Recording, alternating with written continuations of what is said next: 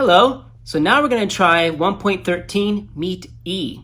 We're going to add a new note to our repertoire, and it's actually the easiest one, or in my opinion, one of the easier ones to learn because it's the same fingering for all four instruments.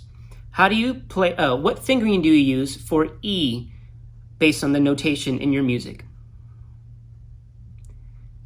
That's right. It's one finger on the D string.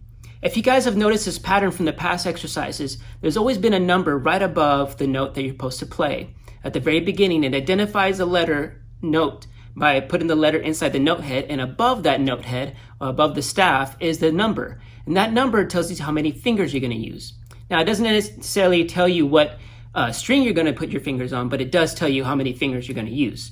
And based on the previous exercises, it kind of just helps guide you. And you're going to see that pretty often in music with the fingering suggestions. So for E, you're going to place one finger on the very first tape, and that all by itself is E. For violins, you should have E on the very first line. Violas, your first finger E should be on the fourth line. Cellos and bass, your first finger E should be on the third space.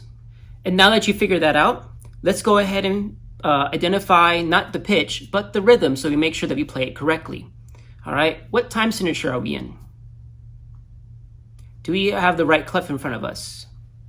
How many measures do we have? Is there a repeat sign, or do we have a final bar line? With all those things put to place, let's go ahead and start. We should have 4/4 time. Ready? Let's count the rhythm.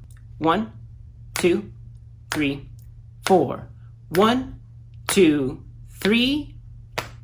1, 2, 3. 1, 3, 4. 1, 2, 3. Now, was that similar to the previous exercise on 1.12? What was different besides the pitches? Let's go ahead and play it. 1, 2, 3, 4.